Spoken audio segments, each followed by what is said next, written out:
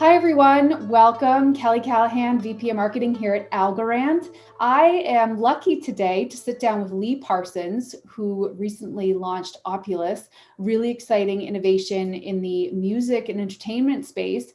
And he's leveraging blockchain to disrupt his industry and what's going on there. So, Lee, thank you for taking the time to join us today. Why don't you get started and give us a little introduction on yourself and your background and what you've been up to up until recently? Yeah, sure. So I run a company called Ditto that I started with my brother when around 2007, like 13 years ago now.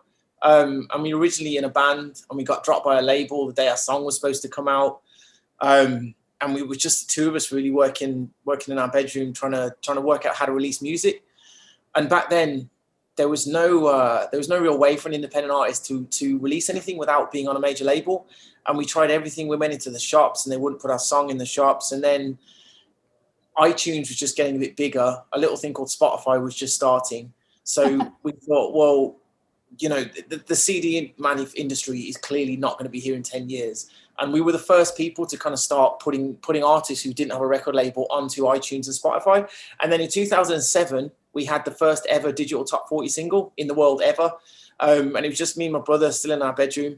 And from that, we kind of built Ditto from one customer really into nearly 300,000 now. And we've worked with everyone from, Ed Sheeran to currently our biggest selling artist, I'd say, is Chance the Rapper. And just even not the huge ones, just some amazing artists all over the world. We're in 30 countries and offices. So that's kind of my background so far. That's amazing. So 300,000 artists that are part of the Ditto community. Yeah. And you're reinventing things again and making waves again, because with Opulous, you figured out a way to improve the financial model for some of those 300,000 artists. Walk me through some of that.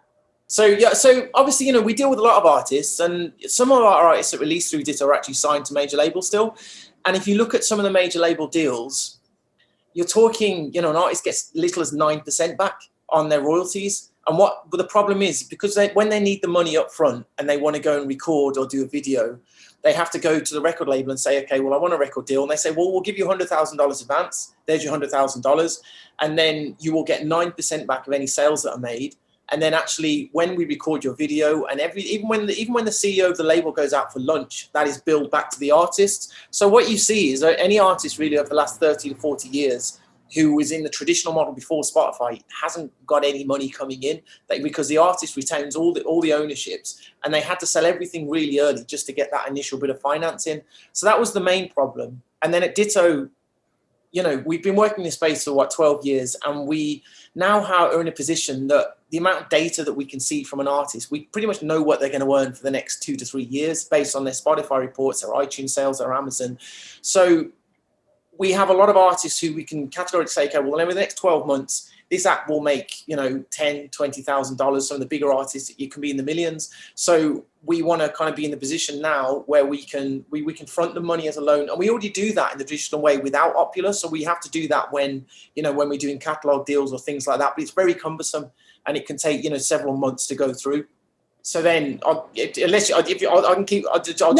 fascinating. Yeah. So most of them are getting these royalties from Amazon, from Spotify. From Apple exactly. And I think a lot of people don't quite understand how huge the music industry is at the moment, because you see a lot of blogs saying that Spotify's killed music and this and that, but major labels are earning, and you see, I think it's millions per hour just from Spotify, because every artist gets paid around $5,000 per million streams. Now, if you take an artist, like Chance the Rapper on Ditto, who owns all of his copyrights and is doing, probably over 1 billion streams, Chance has on all platforms, it's a huge amount of money. And even the bedroom artists, I'd say there was a report came out recently of what Ditto in music business worldwide.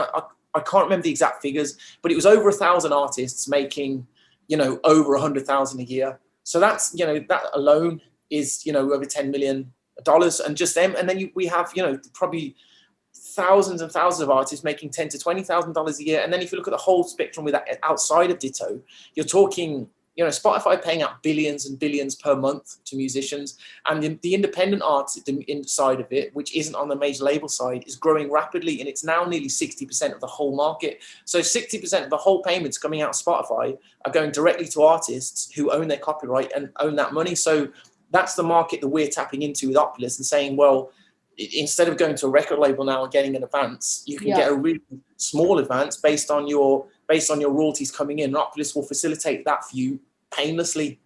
And that's the component that's all being done on blockchain. That's where you're leveraging some of the infrastructure that these decentralized offerings like bring to the table, right? Can you give us a little bit more specifics on the mechanics of how that's working without going too deep? Well, so I'll be honest, like when I was first looking at DeFi, it was confusing because, you know, the whole yield farming craze came along and it was like, okay, well, what's the actual value of the money coming in? So I put some money into a yield farm. I'm getting paid back by the token of the person that owns that yield farm. But what's actually backing the token underneath it? The token price may go up, it may go down, and I may make money from it. But how is that DeFi if there's not really any lending or borrowing between people? So then we were thinking, okay, well, what if people just borrow and lend money to each other without a bank? And that was the initial idea. And then I looked at the kind of two types of Ditto users. Now, if you're breaking into the two types of Ditto user, just for this example, you have the one person on the one side who is making $10,000 a month. And a lot of these artists don't take their money out of Ditto, and we don't make any interest on that. But, you know, it may stay in the bank. So there's some of their royalty payouts are just sitting there. Yeah, exactly. So they're making a lot of money, but a lot of the artists, you know, they'll kind of keep it in there for maybe tax reasons, or they're saving up for a video. There might be 4 members in the band and they have to split it out every few months. Some of them take it out quarterly. So there's a huge amount of money just sits there for the artist. So it's like, okay, well, why don't we put the pool in the middle?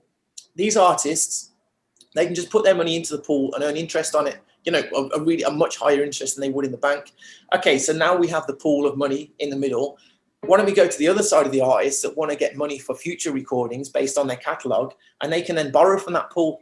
So that was the initial idea of having a pool in the middle of borrowing and lending directly from, you know, functioned by Opulous between each other. And then obviously as we move more into the crypto space, we started talking to companies who also wanted to invest in the pool. So they wanted to put more assets in there to get that stable coin interest, because on Opulous you get paid back in stable coins. So it's a very interesting move for any company. Is it just the artists is it just your 300,000 artists that are part of the pool that can pull from it, or is it expanded beyond that? Yeah, so for taking the loans right now, it's open to any artist, and it'll be open to all like Ditto artists. And, you know, as you've seen, we've paid out over $1 billion. So there's a lot of money in there that will be taken out from loans instantly. On the other side, we're allowing crypto funds, and anyone can kind of come invest in the pool. Any investor can come and stake their money into the pool as they would on a Curve Finance or on a Yearn Finance. But what we're saying is, when you stake your money, it's actually backed by someone has to put their money in for you to earn interest on it. So that you know, it all adds up. Lee, this is great, super helpful. I love the media space, the musicians. I did a lot of work with NAMM and the Grammy Foundation, so a lot of passion for what you're doing. I think it's amazing. You know, musicians' life is not easy in terms of the trials, tribulations, the business models. Can you share a little bit of color from your perspective, what this means for the musicians and artists that have access to this? Like, how is this game changing for their own individual models? Yeah, I mean, if you look at the copyright space right now, there's a lot of companies coming in. There's a company called Hypnosis that listed on the stock exchange, and they're one of the fastest growing asset companies now, because music copyrights are suddenly becoming the go-to asset. If you buy a music copyright, like, you know, you buy a Michael Jackson catalog, the things about music copyrights, not only do they go up in value, but you actually earn on them every year. The yield is the same as, you know, having a house now, because you're probably earning 10% profit plus the value of the copyright. So everyone's kind of swooping in trying to buy copyrights at the moment.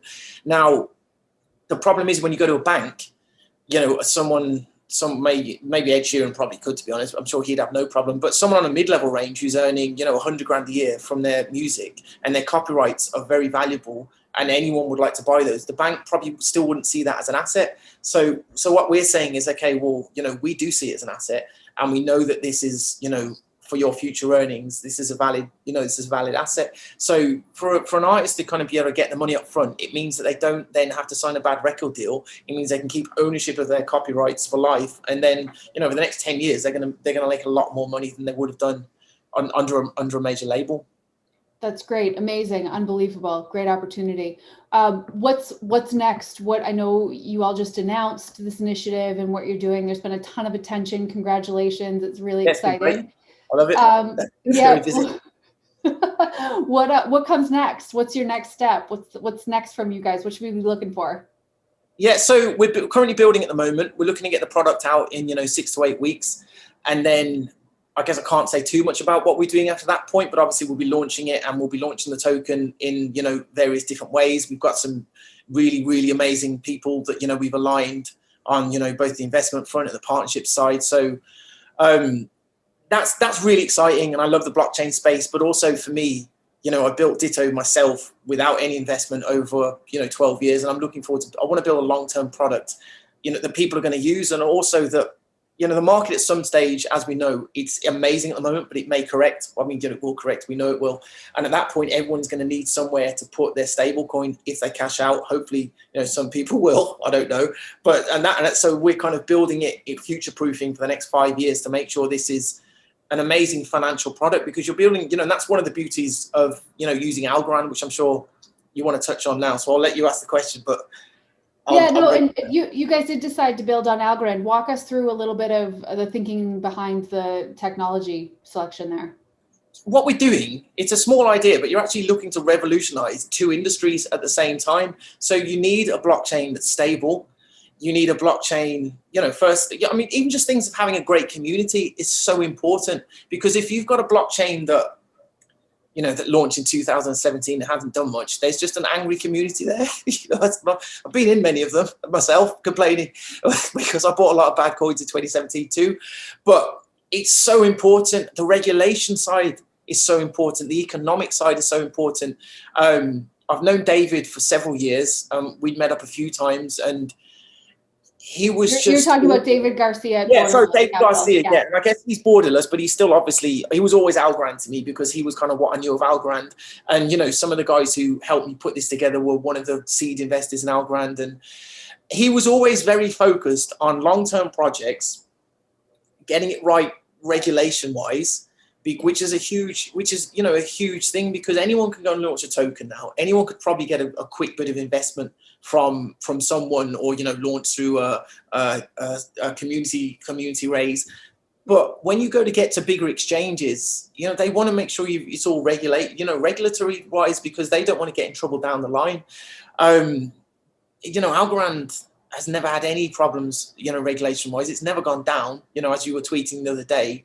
And it's a stable blockchain that, I believe is going to be here over the next 10 to 20 years. So that's the biggest factor for me when I'm choosing a partner, because I'm very careful who I choose with. And as you know, I've been very vocal about, how much I like Algorand, as we've launched, because, you're going to make or break with your partners as well. So on a non-technical side, we just need to be heading in the right direction for finance and DeFi and then CeFi. And I believe that you guys are.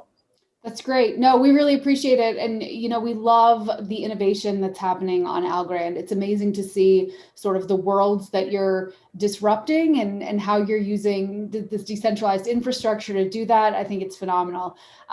Lee, thanks for taking the time. Yeah, I really appreciate it. And we'll be sure to keep in touch and keep a lookout for all the good stuff coming out from you guys.